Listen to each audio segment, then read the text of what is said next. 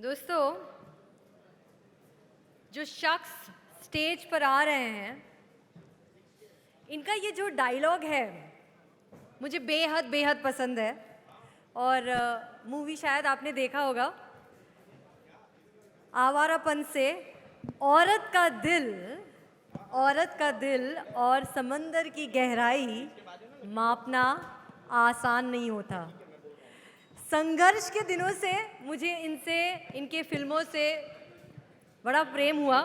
And today he is with us, a name that resonates across industries and is a narrative which is one of transformation, grit, and indomitable human spirit. From his acclaimed performances that have left an indelible mark on the world of cinema, he now takes center stage as a harbinger of motivation, a beacon guiding countless individuals towards personal and professional triumph. Ladies and gentlemen, I give to you Mr. Ashutosh Rana. Ram राज्य वो पुस्तक जिसने Also joining him for this session एक ऐसे is मशहूर Mr. अभिनेता की Amit पुस्तक Chopra. जो हिंदी के सुप्रसिद्ध लेखक भी हैं।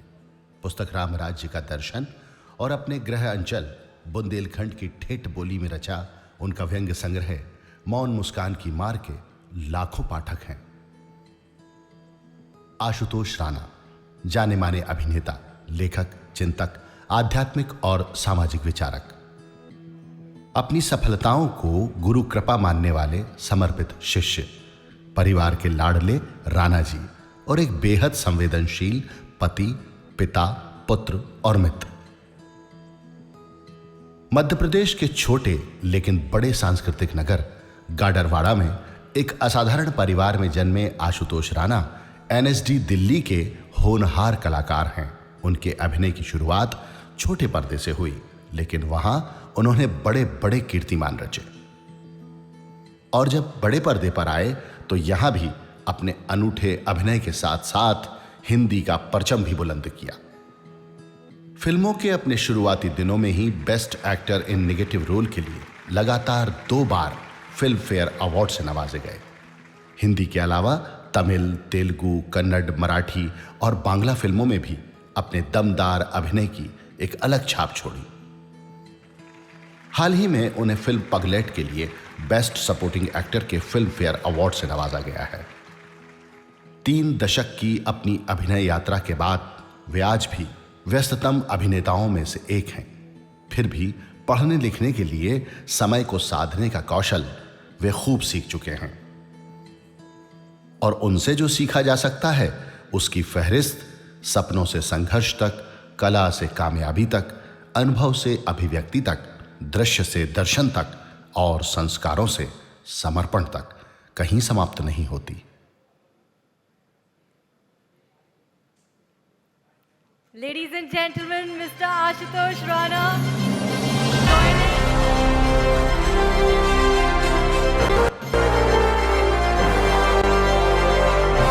Along with Mr. Amit Chopra and Mr. Chandresh Vidlani.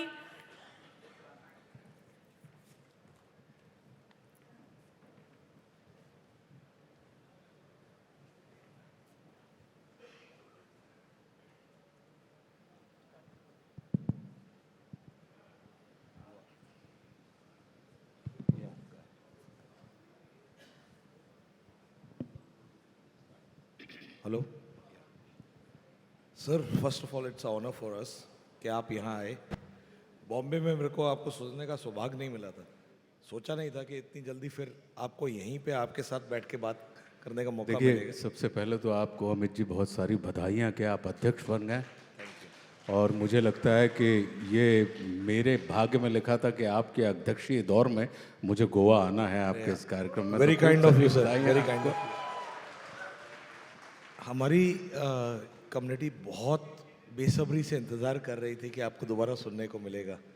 आपने तो मतलब 4 चांद लगा दिए, बोलना छोटा चीज़ होगा, लेकिन आपने उस दिन आग लगा दी थी सर।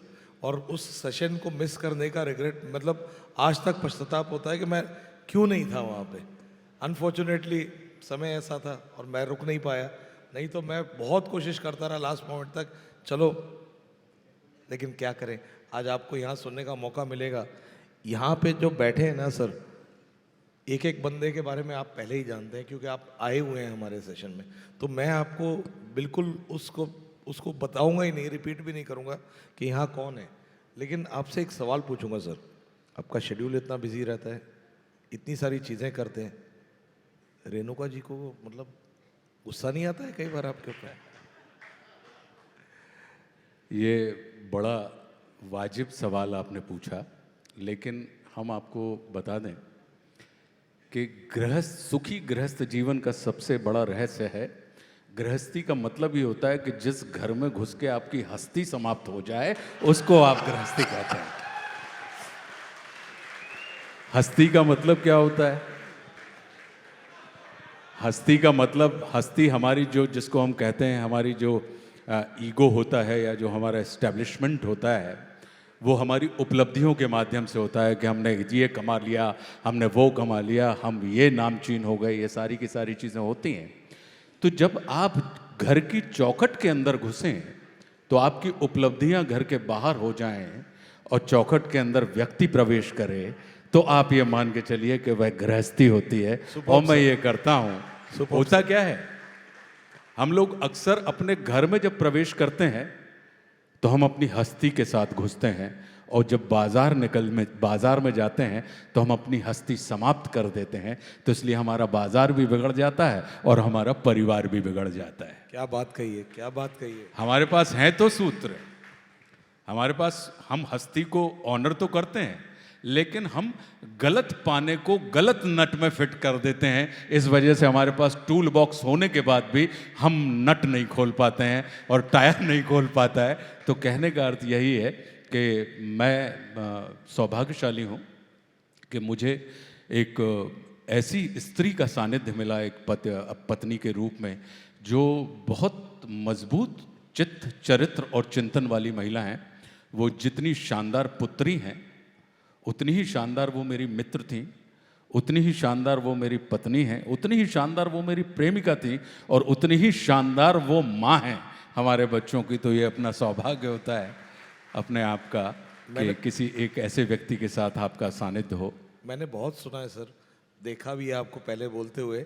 मेरे ख्याल से यहाँ के काफ़ी लोग नहीं जानते होंगे कि जब आपने उनको परस्यू करना शुरू करा था, मतलब when you started your courtship, she was a accomplished actress.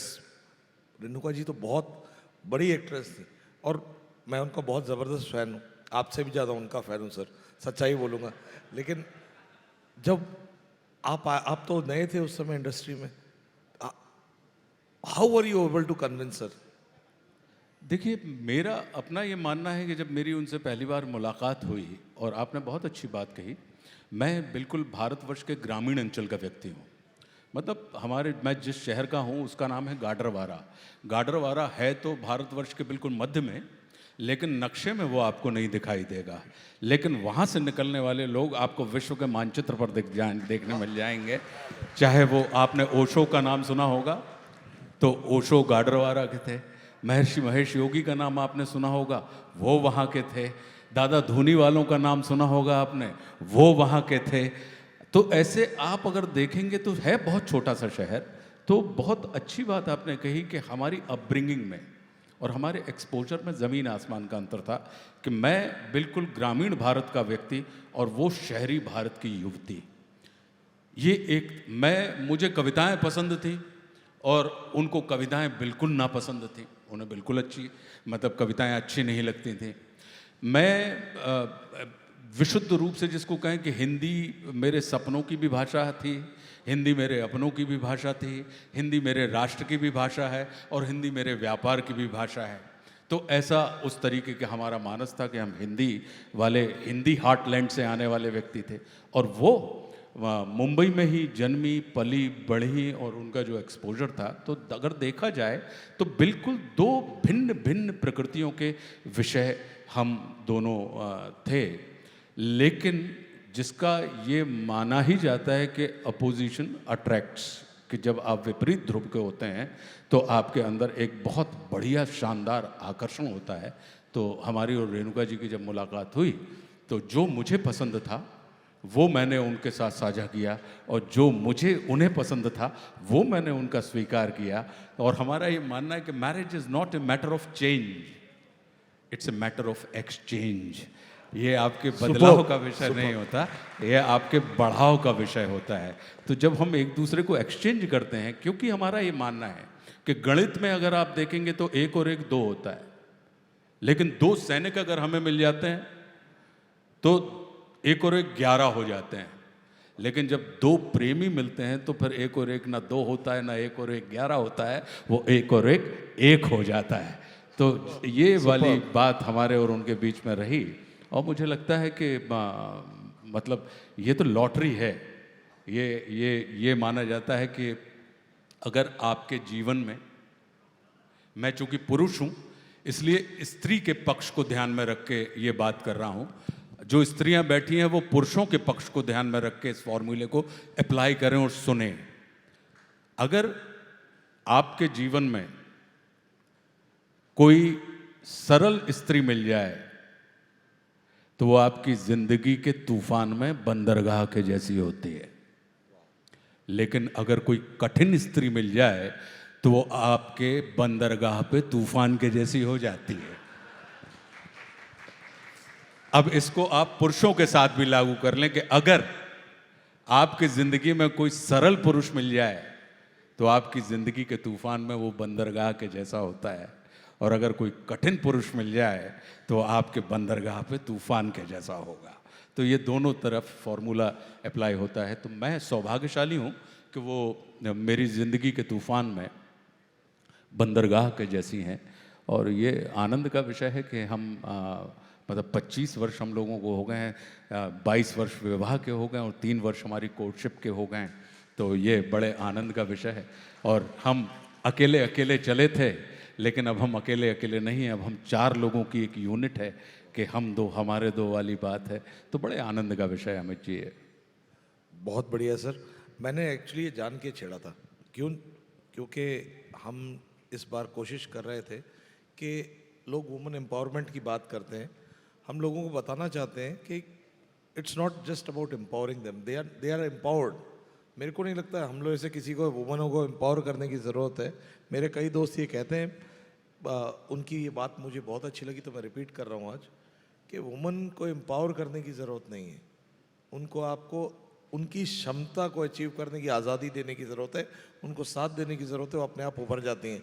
मेरे को जान के जब आपको बुलाया था, इसके लिए नहीं बुलाया था कि आप बहुत अच्छा बोलते हैं जो कि आप बोलते हैं, but you are a example that you respect women, the way you have treated ma'am with respect, the way you treat. Normally I see you, जब आप बात करते हैं ना औरतों से, मैंने आपको बात करते हुए देखा है, I have seen people talk arrogantly, look down, I have seen you always treat women with respect, that is why I wanted you here. और ये इनको बुलाने का मेन रीज़न था कि हम दिखाना चाहते हैं कि हम उनकी इज्जत करेंगे जो औरतों की इज्जत करें, तो हम सोसाइटी को क्या मैसेज दे सकते हैं।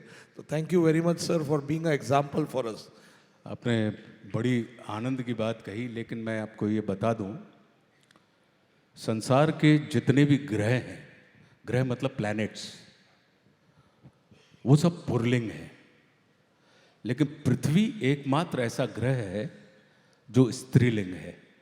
और निगाह उठाकर देखिए कि संसार के सारे ग्रहों में अगर कहीं जीवन है तो वो सिर्फ पृथ्वी पर ही है। तो जो आप कहते हैं कि चाहे हम हों, आप हों, या संसार को बनाने वाले बड़े से बड़े लोग हों, आप चाहे आत्मा हो, महात्मा हो या परमात्मा हो, इनको अपनी पूर्णता के लिए माँ का आश्रय लेना ही होता है। तो ये देखा जाए तो हम इनको एम्पावर नहीं कर रहे हैं या हम इनका रिस्पेक्ट नहीं कर रहे हैं, हम अपने ही अस्तित्व का रिस्पेक्ट कर रहे हैं। तो ये बिल्कुल वही वाली बात है, क्योंकि मेरा ये मानना है कि कुपित पिता को देख लाड़ला दूर नज़र से भग जाता है। माता और पिता के बीच में होती है कि कुपित पिता को देख लाड़ला दूर नजर से भग जाता है, मां मारे तो बचने बच्चा मां से और लिपट जाता है। पिता यदि जड़ है तो माँ का प्यार डाल जैसा होता है, फूलों का संबंध जड़ों से अधिक डाल से ही होता है। तो ये जो जिसकी हम बात कर रहे हैं, तो ये आपने विमेन एम्पावरमेंट की जो बात करी, ये बिल्कुल सत्य है। होता क्या है कि आधी दुनिया आपकी और आधी दुनिया आपकी, दांव लगाना सीख लो तो सारी दुनिया आपकी। तो ये तो योग की बात होती है। योग करने का मतलब होता है जोड़ की बात है। तो जब शिव और शक्ति आपस में मिलते हैं तो वो संस्कृति कहलाता है, लेकिन जब ये आपस में लड़ते हैं तो वो विकृति के तौर पे जाना जाता है समाज के अंदर। तो हमारे अगर आप देखें वेदों और पुराणों में तो ये प्रमाण ही मिलते हैं कि देवादिदेव महादेव ने अपने स्वरूप को अर्धनारीश्वर रखा। अर्धनारीश्वर का मतलब ये नहीं है कि ना वो स्त्री है ना पुरुष हैं। अर्धनारीश्वर का मतलब है कि वो स्त्री भी हैं और पुरुष भी हैं। तो हमारा और आपका सब जो चित्त है वह अर्धनारीश्वर के जैसा ही चित्त होता है। तो हम अपने ही आप को क्या है, हम वामांगा कह देते हैं, स्त्रियों को कहते हैं वामांगी कहते हैं। क्यों कहा जाता है? एक बार जब राम और रावण के बीच में युद्ध चल रहा था तो रामचंद्र जी ने अपना धनुष निकाला, बाण निकाला, और आप जो धनुष है वो बाएं हाथ में पकड़ते हैं और दाएं हाथ से आप प्रत्यंचा खींचते हैं। तो जैसे ही उन्होंने बाण चढ़ाया तो दायां हाथ पीछे गया। तो दायां हाथ जब पीछे गया तो बाएं हाथ ने उससे पूछा कि वाह, दान धर्म सम्मान में सदा रहत अगवान। हम दाएं हाथ से ही करते हैं ना सब, चाहे दान हो, धर्म हो, सम्मान हो। तो कहता है बायां हाथ ने कहा दाएं से कि दान धर्म सम्मान में सदा रहत अगवान, अब क्यों पीछे हटत हो देख दशानन बाण। तो जो अगर आप देखें तो वामंग इसलिए कहा जाता है क्योंकि हमारे बाएं शरीर में स्थिरता अधिक होती है और हमारे दाएं शरीर में शक्ति अधिक होती है। और अगर स्थिरता और शक्ति को, अगर आपको सही सटीक अगर लक्ष्य के ऊपर बाण का संधान करना है तो स्थिरता और शक्ति का अगर कुशल योग होगा तो आपके तुणीर से निकलने वाला बाण लक्ष्य को भेदेगा ही भेदेगा। तो स्त्रियां जो होती हैं वे अधिक स्थिर होती हैं और पुरुष के पास, स्त्री के पास अंतर्दृष्टि होती है अमित जी, और पुरुष के पास साइट होता है और स्त्री के पास इनसाइट होता है। इसलिए पुरुष के पास अगर आप देखें तो पुरुष जो होता है निपुण, वो कैलकुलेशन में निपुण होता है, लेकिन स्त्रियां, उनका इंट्यूशन बहुत स्ट्रांग होता है। तो एक कैलकुलेशन वाला है, दूसरी इंट्यूशन वाली है, एक साइट वाला है, दूसरी इनसाइट वाली है। पुरुष सब कुछ जीत लेना चाहता है और स्त्रियां सब कुछ लुटा देना चाहती हैं। तो अगर ये जो प्रकृतियां हैं हमारी, होता क्या है कि हम स्त्रियों को पुरुष के जैसा बनाने की दिशा में प्रयास करने लगते हैं, या पुरुषों से हम अपेक्षा करते हैं कि वो स्त्रियों के जैसे आचरण को धारण करने की दिशा में प्रेरित रहें। जबकि ये कहा जाता है कि आपके अंदर जो स्त्री है वो जब भी किसी स्त्री को देखेगी तो वो उसके प्रति आभार और नतमस्तक के भाव से भरेगी, और उनके अंदर जो पुरुष है जब भी वो किसी पुरुष को देखेगी, पुरुष, मैं मेल की बात अकेला नहीं कर रहा हूं, मेल होने और पुरुष होने में, फीमेल होने और स्त्री होने में बड़ा अंतर है, क्योंकि उसमें तत्व की बात है, तब वो आदर के प्रति भर जाएंगे। तो मेरा अपना यही मानना है सर। और बिल्कुल आपने सत्य कहा कि एम्पावर तो ये ऑलरेडी हैं, हमें सिर्फ इनकी शक्ति को स्वीकार करने की आवश्यकता है, जो स्वीकार करते हुए कहीं ना कहीं हमारा अहंकार, हमारा चित्त, हम और आप अपने जीवन में सब मंगल के लिए प्रयास करते हैं, मंगल हो, ऐसे ही है ना। लेकिन उस मंगल के प्रयास में क्या होता है कि कभी कभी हमारा बुद्ध बिगड़ जाता है। बुद्ध ग्रहों के हिसाब से सोचना आप, और जब बुद्ध बिगड़ता है तो बुद्ध बिगड़ते ही साथ हम सोम का शुरुआत कर देते हैं, और जैसे ही सोम लेते हैं तो हम शनि के प्रकोप के भागी हो जाते हैं। और हमारा जो मंगल था फिर क्या करता है संसार, कि संसार हमारे जीवन की इति कर देता है और फिर हमारी जिंदगी को इतवार बना के वो छुट्टी कर देता है, क्या बन की छुट्टी। तो हम मंगल के प्रयास में अमंगल की दिशा में बढ़ते हैं, तो फिर क्या करें कि हमारा मंगल कभी अमंगल में ना परिणित हो। शुक्र कीजिए और गुरु को साधिए। गुरु के सदते ही आपका बुद्ध अपने आप सध जाएगा।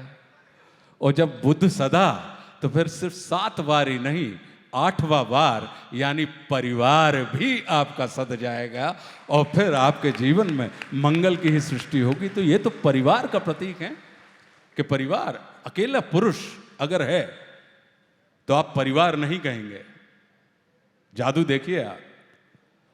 लेकिन अगर स्त्री उस घर के अंदर है तो आप उस घर को परिवार की संज्ञा दे देते हैं, भले ही वो अकेली हैं, आप कहते हैं कि हमारा परिवार है साहब। तो परिवार को साधने के लिए कहीं ना कहीं हमें अपने शुक्र भी करना पड़ेगा, गुरु को भी साधना पड़ेगा, बुद्ध को भी साधना पड़ेगा। और हम और आप देखेंगे कि फिर हमारे सिर्फ 7 बार नहीं, 8वां बार परिवार अपने आप सध जाएगा। सुपर सर,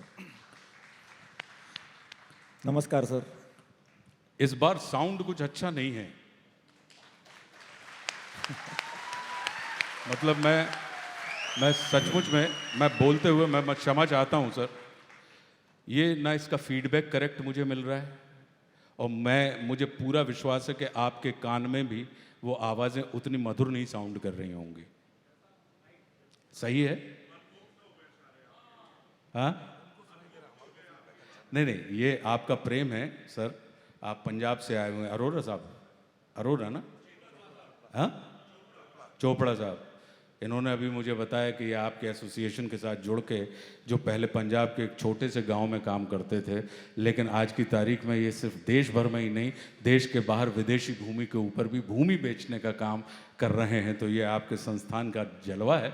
तो इसके लिए आपको बहुत बहुत बधाइयाँ। आप अध्यक्ष बने हुए हैं। आप इस समय सेक्रेटरी हैं? नहीं, हाँ, प्रेसिडेंट इलेक्ट हो रहे हैं। मतलब अगले वर्ष इस गद्दी पर आप होंगे, ये वाली गद्दी पे, चंद्रेश भाई। तो भाई आपको भी अग्रिम मेरी बहुत सारी शुभकामनाएं और बधाइयाँ। Thank you sir. तो thank you very much sir. यहाँ पे तकरीबन 1200 रियल्टर बैठे हैं आपके सामने। ये 3 दिन से कन्वेंशन चालू है। फर्स्ट डे हमारा इंडस्ट्री एक्सपो था, जहाँ पे वेयरहाउस और इंडस्ट्रियल के रिलेटेड जितने भी स्पीकर, पैनलिस्ट सब आए थे। 2 दिन से कन्वेंशन चालू है, जहाँ पे हमारे इंडस्ट्री के जो दिग्गज है, कोई सेकंड होम में काम कर रहा है, कोई फ्रैक्शनल में काम कर रहा है, फ्रैक्शनल इन्वेस्टमेंट में काम कर रहा है, कुछ डेवलपर थे, कुछ ब्रोकर्स थे। यहाँ पे कुछ ब्रोकर ऐसे भी बैठे, रियल्टर ब्रदर्स हमारे, जो किंग मेकर है, बिल्डर को बनाए इन्होंने हैं। तो ऐसे भी लोग हैं, कोई ऐसे भी लोग बैठे हैं। एक हमारे साहब जो खुद डेवलपमेंट भी कर रहे हैं। कुछ लोग ऐसे भी हैं जिनके पास 15 जन का स्टाफ है, किसी के पास 20 जन का स्टाफ है। तो मैनेजमेंट के हिसाब से स्पिरिचुअल और एथिक्स एक सक्सेसफुल बिजनेस के लिए क्या मायने रखते हैं sir? Second, real estate business, क्योंकि इंडस्ट्री के रिलेटेड तो हमने सब सुना, इसको हम कनेक्ट करना चाहते हैं सर कि स्पिरिचुअल और ethics real estate business success करने में क्या मायने रखते हैं। तो वो थोड़ा हम आपके व्यू से और पॉइंट से सुनना चाहिए। आपने, मतलब मैं तो आपको एक व्यवहारिक बात बताता हूं। लक्ष्मी जी के कई रूप होते हैं और मूलतः 3 प्रकार होते हैं सर। एक तो लक्ष्मी कही जाती है, जो नीति से आती है वो लक्ष्मी कहलाती है। लेकिन लक्ष्मी जी अकेली नीति से नहीं आती सर, लक्ष्मी जी कभी कभी अनीति से भी आती हैं। आती, वो अलक्ष्मी कहलाती हैं। लेकिन जो नीति और प्रीति से आए वो महालक्ष्मी कहलाती हैं। अब इनमें से जो 2 लक्ष्मियां हैं, जिनको आप लक्ष्मी और अलक्ष्मी कहते हैं, इनका स्वभाव चंचला है सर। ये चंचल है, आज यहां है, ये हाथ बदलती हैं। आज यहां है, कल स्लिप होके वो वहां चली जाएंगे, ऐसा होता है। लेकिन जो महालक्ष्मी होती हैं उनका स्वभाव अचला होता है सर, वो अचल होती हैं, वो नहीं हिलती हैं, लोग ही उन तक पहुंचकर आते हैं। तो आप जिस व्यापार में हैं, आप चल संपत्ति के व्यापार में नहीं हैं, आप लोग अचल संपत्ति के व्यापार में हैं। आपको महालक्ष्मी के साथ डील करना है। तो महालक्ष्मी को साधने के लिए तो सर नीति और प्रीति अगर आपके जीवन का मंत्र रहा तो आप विश्वास करिए जीवन में कि आप समाज के अंदर कहीं ना कहीं लक्ष्मी नारायण की संज्ञा को प्राप्त करेंगे। इसलिए आपने ये कहा कि कुछ लोग किंग मेकर हैं जिन्होंने बहुत से लोगों को बना दिया, यानी लक्ष्मी नारायण है। आप लक्ष्मी पुत्र की संज्ञा को प्राप्त नहीं करेंगे, वो आपको लक्ष्मी नारायण का रुतबा प्रदान करेंगी। तो रियल एस्टेट में जो मुझे लगता है, या रियल एस्टेट कह लें या किसी को भी चीज, किसी भी व्यापार को कह लें, व्यापार का प्राथमिक सूत्र होता है सर नीति और प्रीति। अगर ये दोनों चीज़ें अगर हमारे और आपके बीच में शामिल रहें तो आप विश्वास कीजिए कि फिर आपके ऊपर मात्र महालक्ष्मी की कृपा नहीं होगी, आपके ऊपर सरस्वती जी की भी कृपा होगी। लोग कहते हैं ना कि भाई सरस्वती, जहाँ सरस्वती होती है वहाँ लक्ष्मी नहीं जाती। जी, जहाँ सरस्वती होती है वहाँ लक्ष्मी नहीं जाती, लेकिन जहाँ सरस्वती होती हैं वहाँ महालक्ष्मी का ही वास होता है, वो अचल होकर वहां पर बैठ जाती हैं। तो मेरा यही मानना है कि किसी भी व्यापार के लिए, व्यापार है क्या सर? व्यवहार ही तो व्यापार है। और है क्या?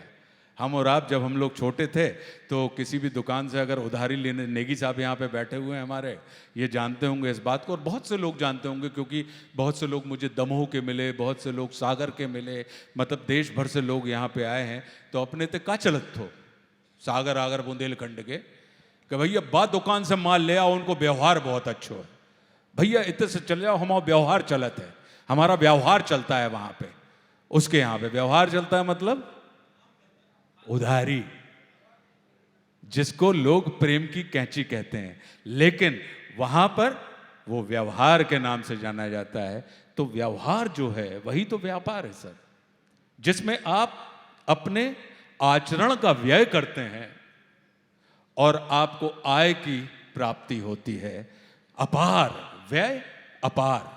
तो जब आप अपना आचरण व्यय करते हैं तो आपको अपार आय की जो प्राप्ति होती है उसको आप व्यापार कहते हैं।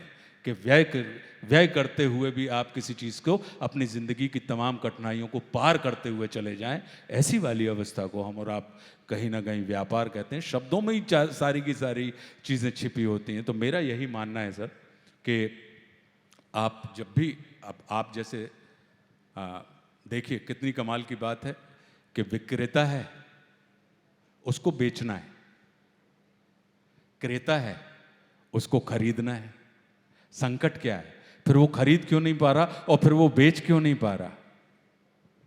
अब यहां पे आती है आपकी दुनिया। आपकी दुनिया आती है सर।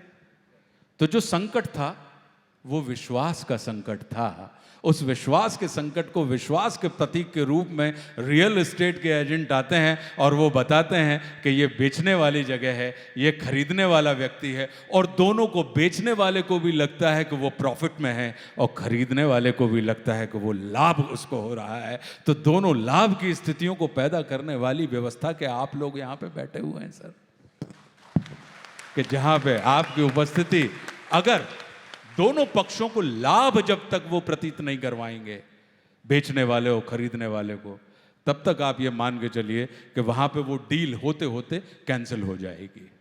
तो वही रियल एस्टेट का जो हम पिछली बार मुंबई में हमने कहा था, रेड्डी साहब मुझे बड़े, रेड्डी साहब आप कहाँ पे संजय, हाँ रेड्डी साहब ने मुझे याद कराया कि मुझे आपकी मुंबई की कही हुई बात याद है कि लोग इसको दलाल कहते हैं, ब्रोकर को कहा जाता है। दलाल होता क्या है सर? दलाल निकला है दलील से, कि जो दलील जब आपकी दलील दे पाने में, जिसकी दलील के ऊपर विश्वास हो, उस व्यक्ति को आप दलाल कहते हैं। कि जो आपके पक्ष को बहुत अच्छे से रख सके, आपके पक्ष को जो अच्छे से रख पाने में निपुण हो, वह दलील कही जाती है। और उस निपुणता वाले व्यक्ति को दलाल कहा जाता है, जिसे अंग्रेजी में लोग ब्रोकर कह देते हैं।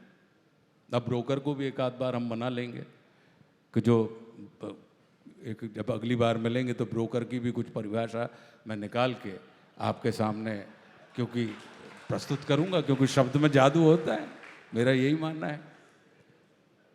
तो इस चीज़ को मैं किसी भी धंधे में, अगर आप मुझसे अभिनय के धंधे में देखेंगे तो हम क्या करते हैं, अगर किसी निर्माता निर्देशक को किसी अभिनेता की क्षमता के ऊपर विश्वास ही तो होता है सर, और उसके विश्वास को जनरेट करती पब्लिक को भी विश्वास ही तो होता है कि यार क्या कमाल का काम किया है, जबकि दोनों क्या जान रहे होते हैं, अभिनेता जो परफॉर्म कर रहा होता है जो अभिनय, उसको भी पता है कि ये चरित्र झूठा है, और दर्शक जो उस फिल्म को देख रहे हैं उनको भी पता होता है कि ये घटनाक्रम झूठा है, लेकिन दोनों सत्य मान के आनंदित हो रहे हैं कि वाह क्या बात है, आपने क्या परफॉर्म किया है। तो वो जहां पर, तो वो है क्या, वो विश्वास कहीं ना कहीं उस पर्टिकुलर मोमेंट के ऊपर, आप उस सच्चाई को, उस क्षण को आप जी रहे होते हैं, और वो विश्वास जनरेट हो जाता है लोगों के अंदर। और आज के दौर में आपके, मुझे लगता है कि सबसे बड़ा जो अभाव है हमारे जीवन में, वो विश्वास का अभाव, धन का अभाव नहीं है। हमारे संसार की 90% समस्याएं धन के कारण नहीं होती सर।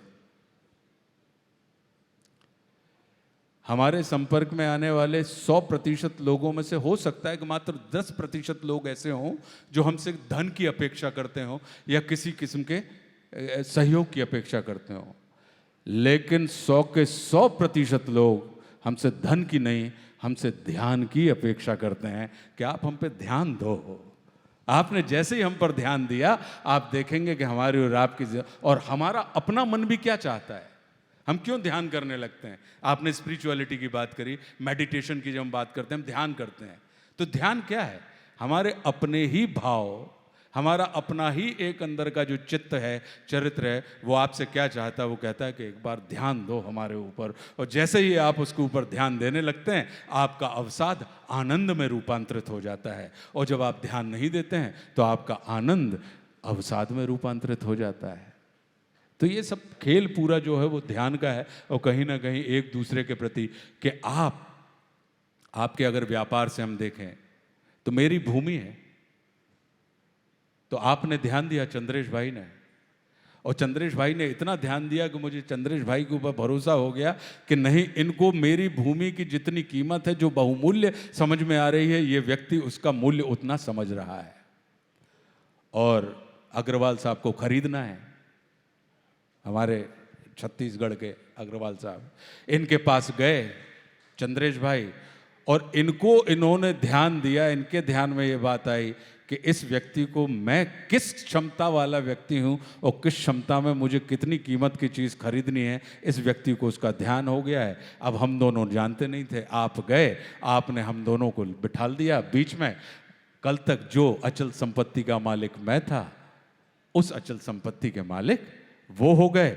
मैं भी आनंदित महसूस कर रहा हूँ, चंद्रेश भाई से कह रहा हूँ क्या धन्यवाद बापू, आपने बहुत बढ़िया डील करवाई है भाई, है ना। और आप भी कह रहे हैं कि भाई साहब आपका बहुत बहुत धन्यवाद चंद्रेश भाई, आपने बहुत कमाल की डील करवाई है, मुझे जो ज़मीन चाहिए थी, जितने में चाहिए थी, उतने में मिल गई। तो दोनों की विन विन सिचुएशन वाली स्थिति के व्यापार में आप लोग हैं, और सबसे बड़े विश्वास के प्रतीक होके कहीं ना कहीं तो आपको विश्वास चाहिए, और विश्वास कहीं ना कहीं आध्यात्मिकता से ही आता है। जब आपको एक ना देखी हुई सत्ता में भरोसा होता है, तभी आप देखने वाली सत्ता में भरोसा करने लगते हैं, क्योंकि वही विश्वास है जो इस विश्वास में, इस जगत में कहीं ना कहीं जनरेट होता है या लोगों तक पहुंचता है। तो मेरा यही मानना है कि यदि आस्था है तो बंद द्वार में भी रास्ता है। क्या बात है, क्या बात है। सर बहुत बढ़िया बात कही आपने कि व्यवहार, हमारा तो व्यापार ही व्यवहार से है सर, और विश्वास। सर क्षमा चाहता हूँ, आपका ये सोफा इतना कष्टदायक है, इतना ये बड़ा है सर, ये कष्ट को मिटाने का तरीका है सर हमारी सभ्यता। क्योंकि मैं पीछे टिक रहा था अमित जी, मेरे तो को मैं भी वही हो लेटा रहा है। हुआ सा महसूस कर रहा था। और आगे बैठ रहा था तो थोड़ा सा उजड्ड टाइप का महसूस कर रहा था कि पैर हमारे आपकी तरफ है, जो कि मंच का अपमान हो के जाता है। संस्कार नहीं है, वो मान नहीं होता मंच का। तो मुझे लगा क्या करूं, तो मुझे लगा कि बेहतर है कि अपने देहाती हिसाब से, ग्रामीण भारत के आशुतोष तुम हो, तो क्यों ना शहर में भी ग्रामीण पद्धति के हिसाब से बैठ जाओ। तो बैठ गया, बहुत ही क्षमा बेहतरीन चाहता सर, बहुत बेहतरीन सर। Superb sir, superb. लोग बहुत सुनना चाहेंगे आपको। आपकी कुछ पंक्तियां रश्मि रति से सुनाइए ना सर। रश्मि रति की कुछ पंक्तियां सुनना चाहूँगा। देखिए रश्मि रथी मैं आपको सुनाता हूँ, लेकिन उसके पहले, सुनने के पहले एक मर्म समझ लें। मर्म ये है कि हम और आप तमाम जिंदगी की कठिनाइयों से बेजार आ जाते हैं, परेशान हो जाते हैं, कठिनाइयाँ आती हैं, हम टूट जाते हैं। लेकिन जिनको हम आज, जिनके साथ परमात्मा, लीला पुरुषोत्तम परमात्मा श्री कृष्ण रहे, पांडव, जिनको अखंड आस्था थी, तो अगर हम और आप आज के दौर में अगर परमात्मा के पुजारी हैं और हमारे ऊपर संकट आता है और किसी पापी का आनंद हो रहा होता है, तो हमको परमात्मा के ऊपर से विश्वास उठ जाता है। हमको लगता है कि देखो यार, हम तो इतने धर्मात्मा व्यक्ति हैं और हमको इतने कष्ट झेलने पड़ रहे हैं, लेकिन वो पापी व्यक्ति है, उसके जीवन में चारों तरफ आनंद है। तो हम परमात्मा की जगह दुरात्मा की तरफ लालच और आकर्षण के साथ देखने लगते हैं कि हो सकता है कि परमात्मा तो मदद करेंगे या नहीं करेंगे, लेकिन दुरात्मा निश्चित रूप से कहीं ना कहीं हमारी मदद कर देगा। और हम पुण्य से बिना पता लगे कब पाप के मार्ग पर चलने लगते हैं। तो रश्मि रथी जो है वो ऐसे आस्थावान लोगों की दास्तान है कि जिनके जीवन में संसार के सभी कष्ट आए, और कैसे गुणी होते हुए कष्ट आए, कि कैपेबल हैं, क्षमतावान हैं उनके। और मतलब संसार में जिसको ये कहा जाए कि उनकी क्षमताओं को लोग कसमें खाते हैं, लेकिन उसके बाद भी उनके जीवन में तमाम कष्ट आते चले गए। अगर उनसे कुछ नहीं छूटा तो उनका विश्वास नहीं छूटा, आस्था नहीं छूटी, और परमात्मा श्री कृष्ण का साथ और हाथ नहीं छूटा, और वो पकड़ के चले गए। इस पे से रश्मि रथी लिखी गई है श्री रामधारी सिंह जी दिनकर के द्वारा। वो कहते हैं कि हो गया पूर्ण अज्ञातवास, पांडव लौटे वन से साहस। हो गया पूर्ण अज्ञातवास, पांडव लौटे वन से साहस। पावक में कनक सदृश कर वीरत्व लिए कुछ और प्रखर, नस नस में तेज प्रवाह लिए कुछ और नया उत्साह लिए। सच है विपत्ति जब आती है कायर को ही दहलाती है। सच है विपत्ति जब आती है कायर को ही दहलाती है। शूरमा नहीं विचलित होते, क्षण एक नहीं धीरज खोते। विघ्नों को गले लगाते हैं, कांटों में राह बनाते हैं। मुख से न कभी उफ कहते हैं, संकट का चरण न कहते हैं। जो आ मिलता सब सहते हैं, उद्योग निरत नित रहते हैं। शूलों का मूल नसाने को, भड़कुत विपत्ति पर छाने को। है कौन विघ्न ऐसा जग में टिक सके, वीर नर के मग में खम ठोक फैलता है जब नर। पर्वत के जाते पांव उखड़, मानव जब जोर लगाता है पत्थर पानी बन जाता है। मानव जब जोर लगाता है पत्थर पानी बन जाता है। गुण बड़े एक से एक प्रखर है छिपे मानवों के भीतर। मेहंदी में जैसे लाली हो, वर्तिका बीच उजियाली हो। बत्ती जो नहीं जलाता है रोशनी नहीं वह पाता है। बत्ती जो नहीं जलाता है रोशनी नहीं वह पाता है। पीसा जाता जब इक्षुदंड, इक्षुदंड मतलब, इक्षुदंड समझते हैं?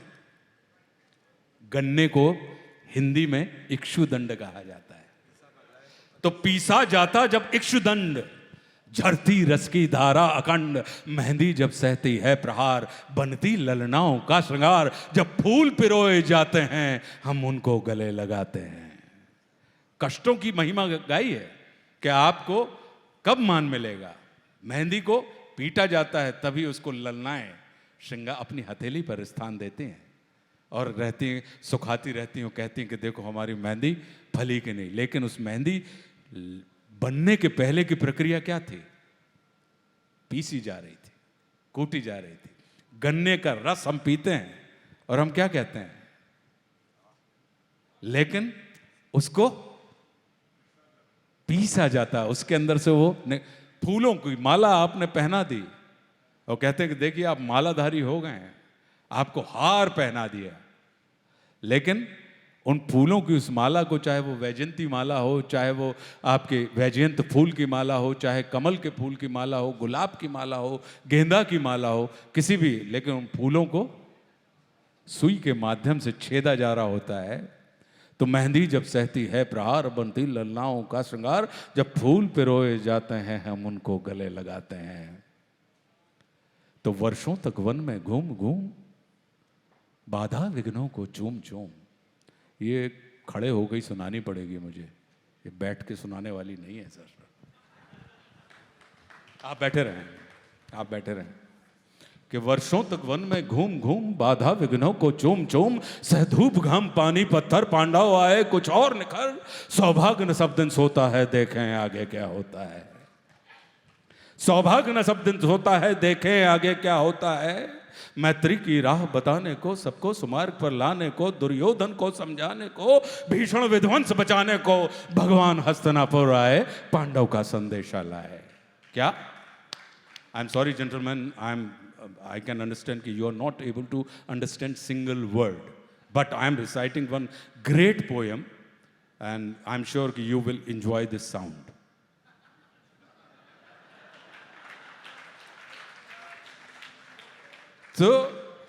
तो वर्षों तक वन में घूम घूम बाधा विघ्नों को चूम चूम, सह धूप घाम पानी पत्थर पांडव आए कुछ और निखर, सौभाग्य न सब दिन सोता है देखें आगे क्या होता है। मैत्री की राह बताने को, सबको सुमार्ग पर लाने को, दुर्योधन को समझाने को, भीषण विध्वंस बचाने को, भगवान हस्तिनापुर आए पांडव का संदेशा लाए। क्या? ये सबसे बड़ा लैंड स्कैम था, ये आप लोग ध्यान रखिएगा। संसार का सबसे बड़ा और पहला लैंड स्कैम अगर कोई है तो ये महाभारत में कहा गया है। दूसरे की जमीन पर अवैध कब्जा कर लिया, अतिक्रमण हुआ, और अब देखिए अब इधर पे क्या चल रही है, ब्रोकरशिप की बात चल रही है। कौन बना है? तो आप अब जिस व्यापार में हैं उसकी महत्ता को समझिए कि आपके उस व्यापार को जो जगत का दाता है उसने भी कभी अपने हाथ में लिया था।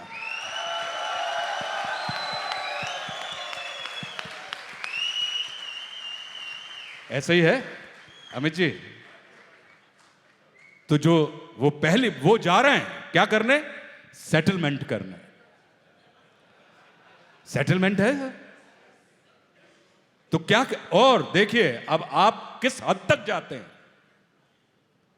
कि दो न्याय अगर तो आधा दो, पर इसमें भी यदि बाधा हो तो दे दो केवल 5 ग्राम, रखो धरती अपनी तमाम, हम वहीं खुशी से खाएंगे परिजन पर हंसी ना उठाएंगे। हम वहीं खुशी से खाएंगे परिजन पर हंसी ना उठाएंगे। मतलब भूमि के लिए हम भाव की हत्या नहीं करेंगे सर, सिर्फ 5 दे दो यार, ताकि हमारी ये जो देह है, हमारा जो परिवार है, वो भी पलता पुसता रहे, बाकी तुम रख लो। लेकिन अगर तुम न्याय की बात करते हो तो क्या करना? आधा है, आधा तुम्हारा है, और हम सिर्फ तुम्हारे पास गिरवी रख के गए थे, और गिरवी रखने के बाद जब हम तुमको शर्तें पूरी कर रहे हैं तो अब ये जमीन, ये राज्य वापस कर दो। लेकिन नहीं माना। क्या? दो न्याय अगर तो आधा दो, पर इसमें भी यदि बाधा हो। अब अपने आप को भगवान कृष्ण समझ के सुनना आप सब, क्योंकि आपके कर्म को सबसे पहला सेटलमेंट करने वाले जगदीश्वर थे, लीला पुरुषोत्तम थे, ध्यान रखिएगा। दो न्याय अगर तो आधा दो, पर इसमें भी यदि बाधा हो तो दे दो केवल 5 ग्राम, रखो धरती अपनी तमाम, हम वहीं खुशी से खाएंगे परिजन पर हंसी ना उठाएंगे। दुर्योधन वह भी दे न सका, दुर्योधन वह भी दे न सका, आशीष समाज की ले न सका, उल्टे हरि को बांधने चला जो था असाध्य साधने चला। जब नाच मनुष्य पर छाता है पहले विवेक मर जाता है। जब नाच मनुष्य पर छाता है पहले विवेक मर जाता है। हरि ने भीषण हुंकार किया, अपना स्वरूप विस्तार किया, डगमग डगमग दिग्गज ढोले, भगवान कुपित होकर बोले, जंजीर बढ़ाकर बांध मुझे, हाँ हाँ दुर्योधन बांध मुझे, यह देख गगन मुझे। अब देखिए आप, रियल एस्टेट की जो बात है, जो एक्चुअल रियल एस्टेट है वो क्या है, और जिसका जो ओनर है वो ओन करते हैं कि यह देख गगन मुझ में लय है, यह देख पवन मुझ में लय है, मुझ में विलीन संसार सकल मुझ में लय है, झंकार सकल अमृत फूलता है, मुझ में संघार झूलता है, मुझ में उदयाचल मेरा दीप्तिबाल, भूमंडल वक्ष स्थल विशाल, भुज परधि बंद को घेरे है, मैनाक मेरु पग मेरे हैं, दीप्ते जो ग्रह नक्षत्र निकर, सब है मेरे मुख के अंदर, दृघों तो दृश्य अकांड देख, मुझ में सारा ब्रह्मांड देख, शतकोटि सूर्य शतकोटि चंद्र शतकोटि सरिस्तर सिंधु मंद्र, शतकोटि विष्णु ब्रह्मा महेश, शतकोटि जिष्णु जलपति धनेश, शतकोटि रुद्र शतकोटि काल, शतकोटि दंडधर लोकपाल, जंजीर बढ़ाकर बांधने, हा हा दुर्योधन बांधने। पूरा भूलोक अतल पाताल देख, जमीन दिखा रहे हैं कि भूलोक अतल पाताल देख, गत और अनागत काल देख, यह देख जगत का आदि सृजन, यह देख महाभारत का रण, मृतकों से पटी हुई भू है, पहचान कहां उसमें तू है, अंबर में कुंतल जाल देख, पद के नीचे पाताल देख, मुट्ठी में तीनों काल देख, मेरा स्वरूप विकराल देख, सब जन्म मुझी से पाते हैं फिर लौट मुझी में आते हैं, जिह्वा से करती ज्वाल सगन, सांसों से पाता जन पवन, पड़ जाती मेरी दृष्टि जिधर, हंसने लगती है सृष्टि उधर, मैं जब ही मूंदता हूं लोचन, छा जाता चारों ओर मरण, बांधने मुझे तू आया है, जंजीर बड़ी क्या लाया है, यदि मुझे बांधना चाहे मन तो पहले बांध, अनंत गगन सूने को साध न सकता है, वो मुझे बांध कब सकता है। मैत्री का मूल्य न पहचाना, हित वचन नहीं तूने माना, मैत्री का मूल्य न पहचाना, तो ले मैं भी अब जाता हूं, अंतिम संकल्प सुनाता हूं, याचना नहीं अब रण होगा, जीवन जय या कि मरण होगा, टकराएंगे नक्षत्र लेकर, बरसेगी भू पर वैनी प्रखर, फण शेष नाग का डोलेगा, विकराल काल मुंह खोलेगा, दुर्योधन रण ऐसा होगा फिर कभी नहीं जैसा होगा, भाई पर भाई टूटेंगे, विषबाण बूंद से छूटेंगे, वायश्रगाल सुख लूटेंगे, सौभाग्य मनुष्य के फूटेंगे, आखिर तू भूषा ही होगा, हिंसा का पर्दा ही होगा। क्या बात, क्या बात। सभा सन्न सब लोग डरे थी, सभा सन्न सब लोग डरे, चुप थे या थे बेहोश पड़े, केवल दो नर ना गाते थे, धृतराष्ट्र विदुर सुख पाते थे, कर जोड़ खड़े प्रमुदित निर्भय, दोनों पुकारते थे जय जय। ये इसका तृतीय सर्ग है। बहुत बहुत धन्यवाद। क्या आप बात सबका। है सर। जब ये कन्वेंशन की आनंद तैयारी मिला। कर रहा था ना सर जी। आपको एक सत्य बात बता रहा हूँ, जब ये कन्वेंशन की तैयारी कर रहे थे कभी कभी बहुत ऐसा टाइम आता था कि बिल्कुल बहुत बहुत धन्यवाद, खूब खूब धन्यवाद आप सबका। थैंक यू सो मच, आभारी हूँ।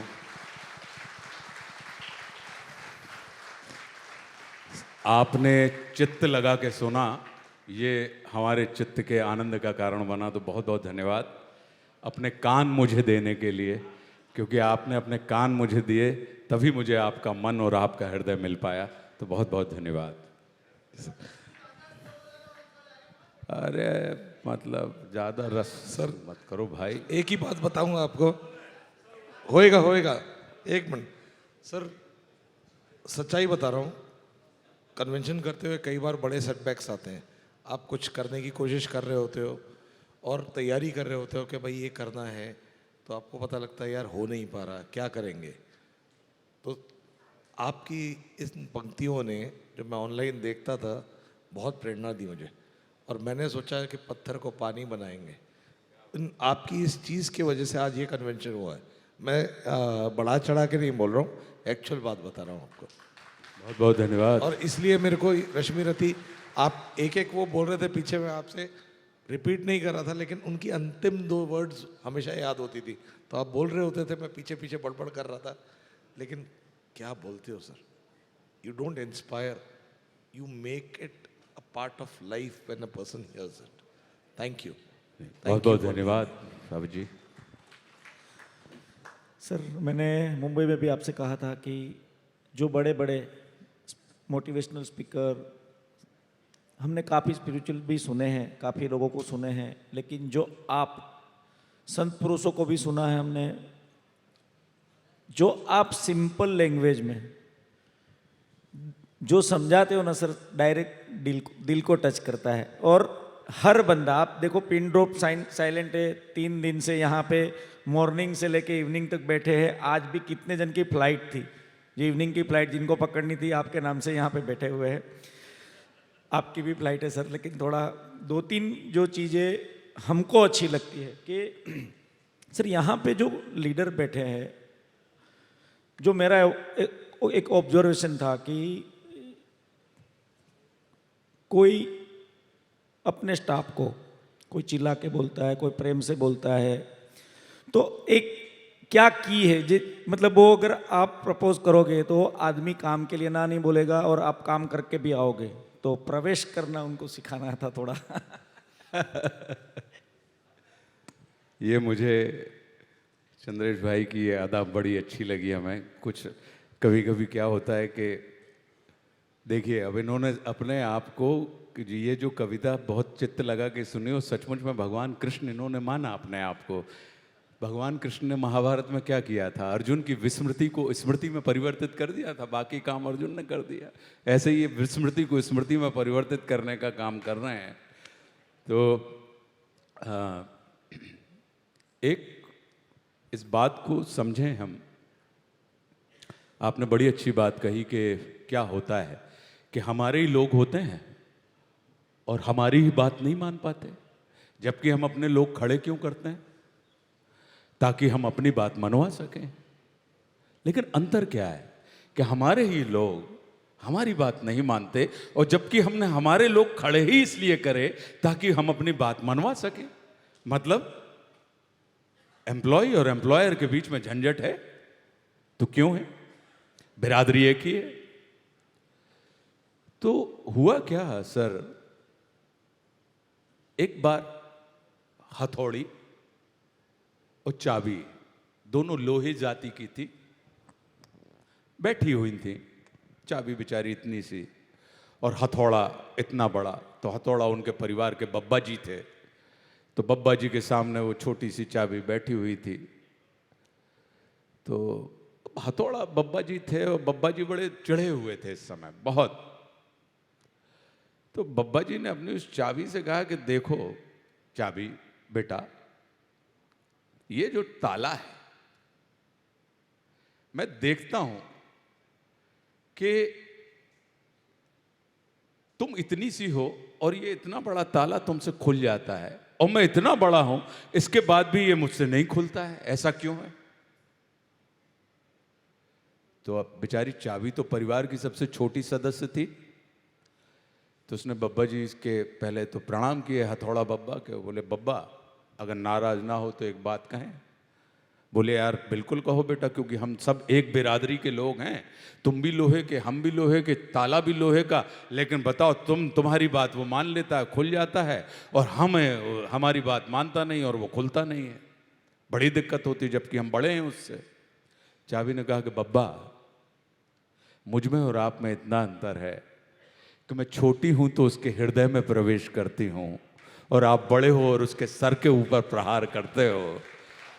तो जिस दिन आप हृदय में प्रवेश करना सीख जाएंगे, तो वो कितना ही फिर कितना ही बड़ा ताला क्यों ना हो, क्योंकि ये कहा जाता है कि जितना बड़ा घर होता है उतना बड़ा दरवाजा नहीं होता, जितना बड़ा दरवाजा होता है उतना बड़ा ताला नहीं होता, और जितना बड़ा ताला होता है उतनी बड़ी चाबी नहीं होती।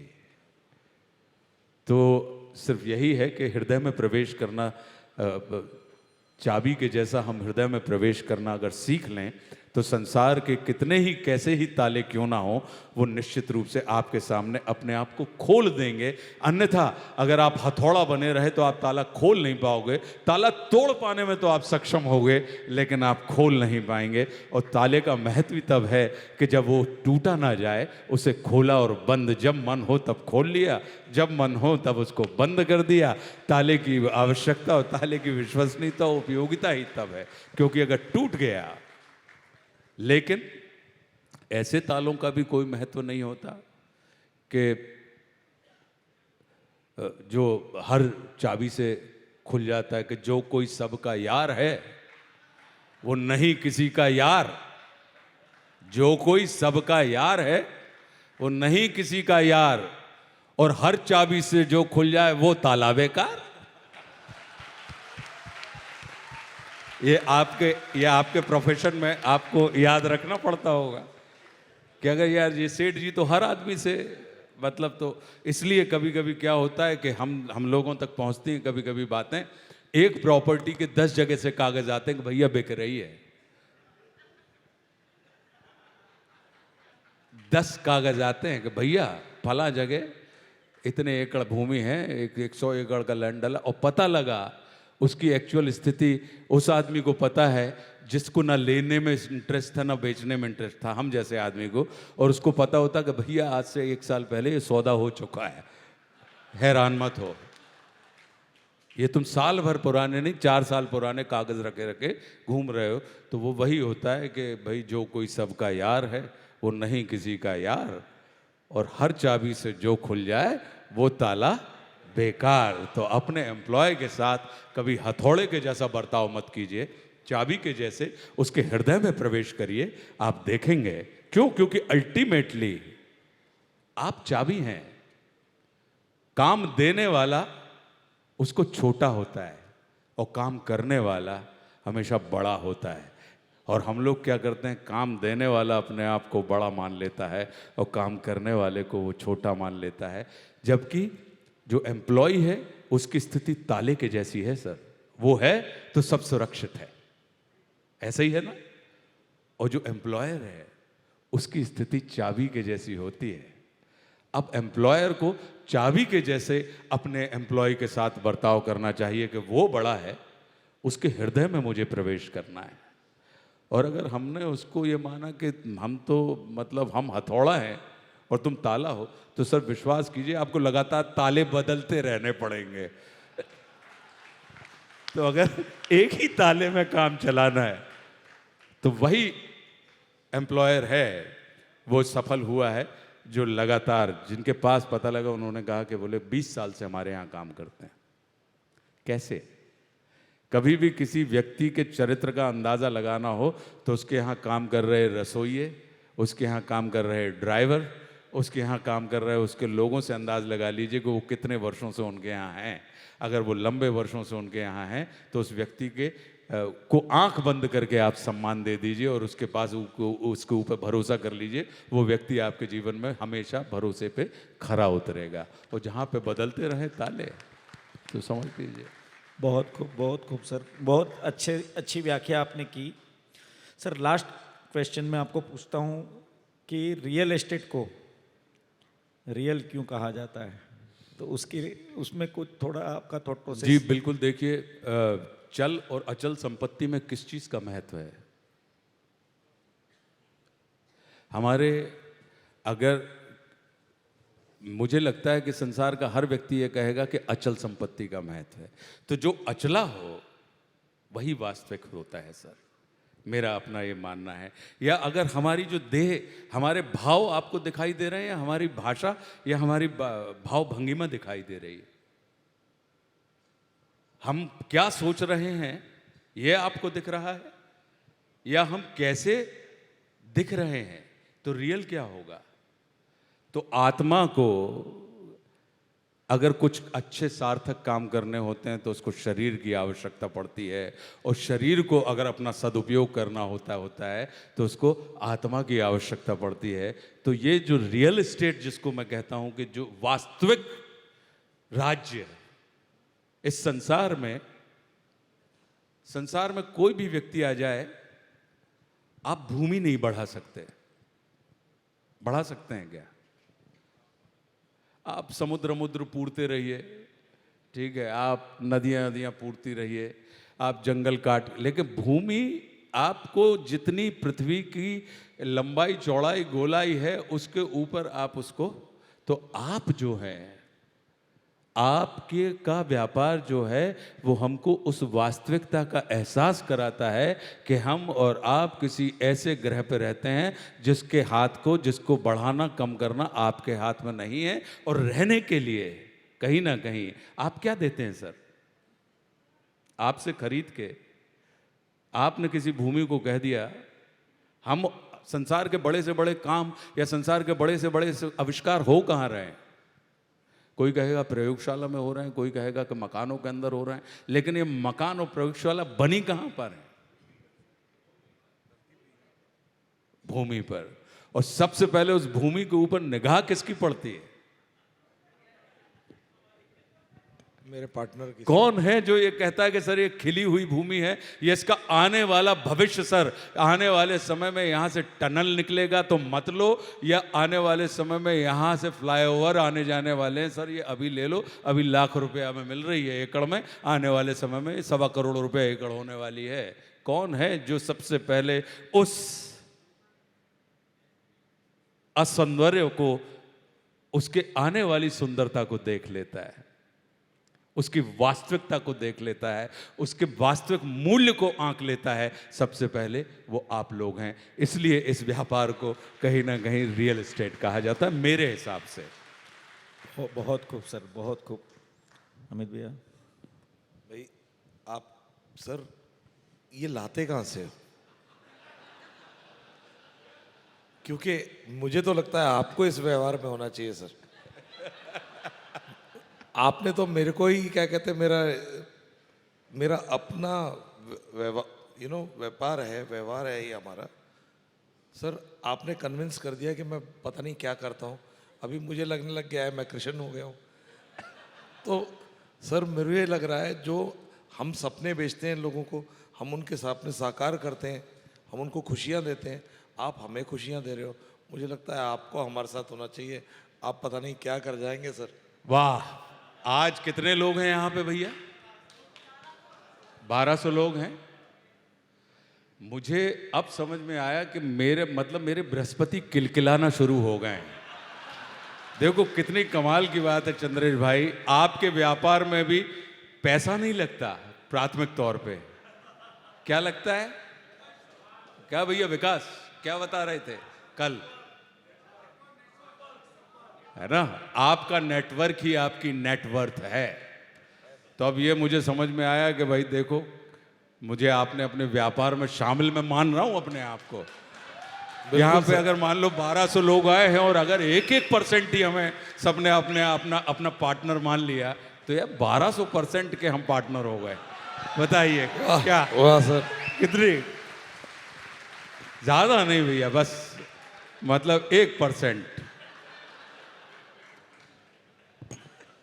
सर जिंदगी में रियल एस्टेट हमारा प्रोफेशन, घर बेसिक नीड भी है सर, और एक इन्वेस्टमेंट भी है। फिर भी इस ट्रेड को बहुत तिरस्कार से देखा जाता था पहले हमारे ब्रोकर्स के। आप हमारे लिए इतनी अच्छी संज्ञाएं लेके आए हैं, इतनी बढ़िया बातें कही हैं आपने, तो कई बार लगता है कि हमारी लड़ाई तो हमेशा से इसी की थी कि लोग हमारे को रिस्पेक्ट से पूछे, हमारे को माने कि हम एक अच्छा काम करते हैं, क्योंकि हम तो कमाते ही खुशी से सर। अगर खुशी नहीं होगी, उसकी बढ़त ग्रोथ नहीं होगी, तो आप और प्रॉपर्टी नहीं बिकेगी, ज़्यादा खरीदेंगे नहीं। अब खरीदेंगे नहीं तो हम कमाएंगे नहीं। तो जब प्रगति होती है तो हम कमाते हैं। और हम लोगों को हर बार ये लगता था कि यार हम काम तो ये करते हैं कि हम खुशियाँ बांटते हैं, लेकिन लोग हमारे को लुक डाउन करते हैं। आपने आकर के हमारे को आज इतना विश्वास दिला दिया है कि आप परवाह नहीं है सर कि कोई लुक डाउन करे ना करे, क्योंकि अब तो हम कृष्ण हो गए हैं सर। नहीं, आप बिल्कुल परवाह ना करें और आप इस चीज़ में विश्वास करें। मेरा अपना ये मानना है अमित जी, मैंने शुरुआत में कहा कि एक को बेचना है, दूसरे को खरीदना है, दोनों चीज़ें वहाँ खड़ी हैं, फिर क्यों नहीं ले पा रहे हैं? क्योंकि विश्वास हमारे थ्रू आता है सर। वो जो बात है, तो आप विश्वास जनरेट करते हैं, और जो अभी आपने इस दिशा में काम भी शुरू कर दिया है कि आप जैसे NAR, जो आपने ग्लोबल लेवल पे जो आपने एक संस्था बनाई है, और संस्था बनाने के बाद आप NAR को मतलब दुनिया के सारे देशों के अंदर जोड़ते जा रहे हैं, और अपने भारत में भी जो पहले कहीं ना कहीं पान की दुकान पे धंधे होते थे कि ज़मीन के सौदे हो गए, चाय की दुकान पे बैठे बैठे उन्होंने कि भैया 15 एकड़ ले ली यार हमने, वहीं के वहीं आपने बयाना दिया, और करने वाला कौन था? वो चाय बनाने वाला था। आपने उस व्यापार को आज कम से कम आपके 43 शहरों में, आपके कितने 43 एसोसिएशन आपके हो गए हैं 30 से ज़्यादा शहरों के अंदर। तो आप धीरे धीरे अगर देखें तो आपने इस ब्रोकरशिप को, इस दलील वाली चीज़ को, इस दलाल वाली चीज़ को कहीं ना कहीं आप, और ये हमारा भारत का पुराना चित्त है, अगर आप देखें तो भारत तो दलील और दलाली पर ही चला है। यहाँ पे तो पानी गिरने के भी सौदे हो जाते हैं, आज गिरेगा कि नहीं गिरेगा। हमारे यहाँ एक थे गुल्लू दलाल साहब, उनके शब्द इतने तेज थे कि उन्होंने गुल्लू दलाल और पानी गिरने पे, या फला उन्होंने कहा माता मोहल्ला की नाली आज ओवरफ्लो होगी, पता लगा जवाहरगंज में बैठे बैठे उसके ऊपर लाखों रुपए का सट्टा हो गया। सट्टा मतलब सौदा क्या होगी, और अगर गुल्लू दलाल बैठे हैं तो मजाल है कि 1 रुपया किसी का इधर के उधर हो जाए। और किसके ऊपर? बोले कि नाली बह रही है, नाली ओवरफ्लो होगी। उन्होंने कहा नहीं होगी, जबकि इसका कहीं कोई हल है? तो कहने का अर्थ यह है कि आप जो उस दिशा में बढ़ें कि आपने पूरे एक संगठन के तौर पे, और आने वाले समय में कहीं ना कहीं आपका ये एक उद्योग के रूप में भी इस्टेब्लिश हो जाएगा, और जिस पल उद्योग के रूप में इस्टेब्लिश हुआ आप, और हम तो ऐसी शुभकामनाएं देंगे कि आपके अध्यक्षीय दौर में ही इसको वो मान्यता प्राप्त हो जाए। अभी हथौड़ा गर्म है, चोट मार दीजिए सर। ऊपर वाले ने आपको आशीर्वाद दिया है, आप मतलब स्वयं उसकी वाणी हमारे को दे के जाते हैं। भगवान करे कि सरस्वती आपकी नहीं, बिल्कुल, वाणी बिल्कुल। में बैठी हो और ये बात सत्य हो। मैंने मेरे आपसे कान कहा, में ना तो चंद्रेश के सही, चंद्रेश लेकिन भाई, हो, मैंने कहा कि हथौड़ा गर्म है, चोट मार दीजिए। क्यों कहा हथौड़ा गर्म, क्यों कहा? अरे भैया मई में अभी इलेक्शन होने हैं, गवर्नमेंट बननी है, अभी जाके आप गुहार कर दीजिए तो हो सकता है कि सारी चीज़ें तत्काल आ जाएंगी। और मार्च अभी सिर्फ शुरू ही हुआ है, और कुछ दिनों में आचार संहिता लग जाएगी। तो बेहतर है कि यहाँ से वहीं चले जाएं, जाके गुहार रख दें।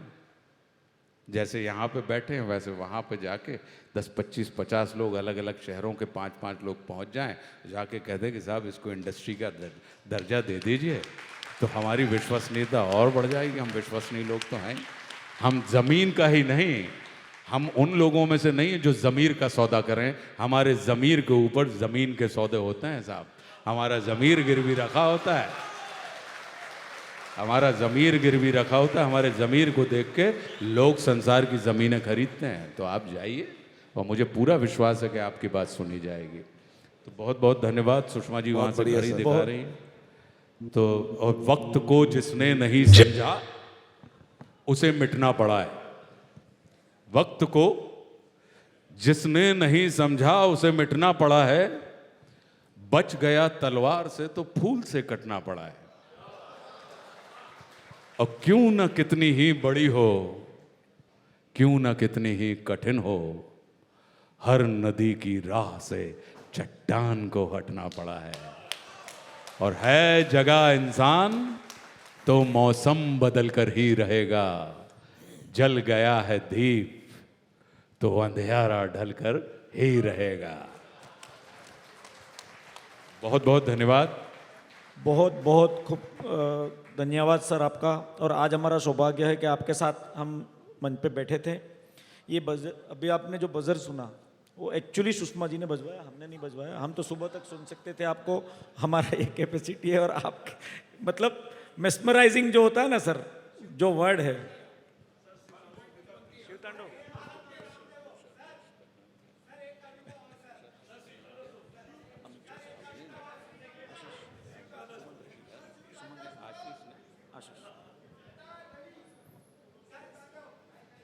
एक बात बताओ, आप दोनों हमारे साथ हैं, ये कोषाध्यक्ष की मांग है। कभी आज तक कभी सौदा ऐसा करवाया है कि 300 रुपया फुट की ज़मीन में आपने किसी से कहा कि 500 फुट देंगे, उसके बाद आदमी कह दे कि नहीं 1000 फुट दे दी? ऐसा है क्या? नहीं ना, नहीं ना।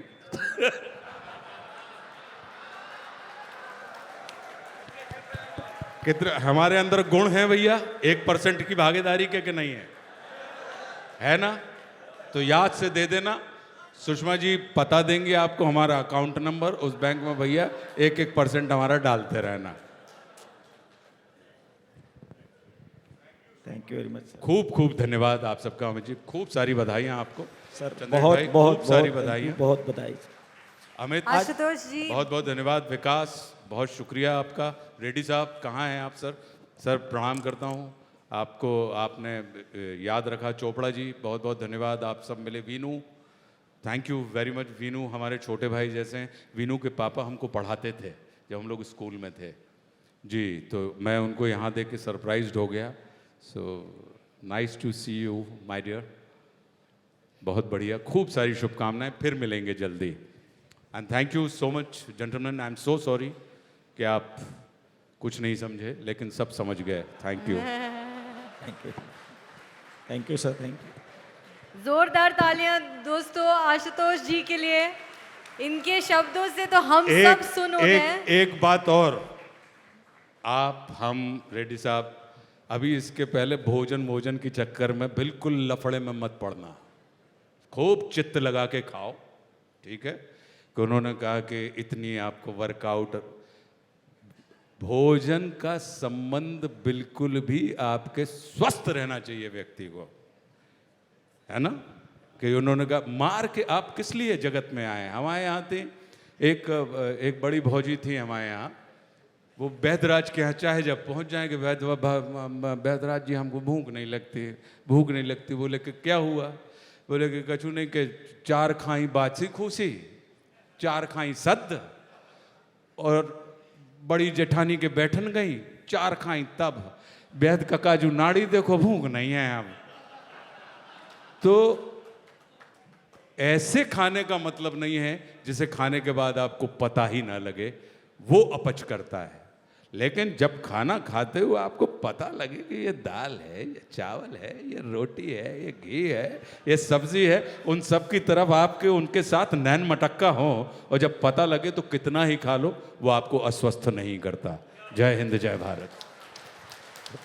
जटाओं से है जिनके जल प्रवाह, मात गंग का गले में जिनके सज रहा है हार, विश्व भुजंग का डमट डमट डमट डमरू कह रहा, शिव शिवम तरल अनल गगन पवन धरा धरा, शिव शिवम तरल अनल गगन पवन धरा धरा, शिव शिवम। सजल लहर भी हो गई चपल चपल, ललाट पर धधक रहा है स्वर्ण सा अनल सकल, ललाट पर ललाट से ही अर्ध चंद्र कह उठा, शिव शिवम तरल अनल गगन पवन धरा धरा, शिव शिवम तरल अनल गगन पवन धरा धरा, शिव शिवम। वे नंदनी के वंदनीय नंदनी स्वरूप है, वे 3 लोक के पिता स्वरूप एक रूप है, कृपालु ऐसे है कि चित्त जप रहा, शिव शिवम तरल अनल गगन पवन धरा धरा, शिव शिवम तरल अनल गगन पवन धरा धरा, शिव शिवम।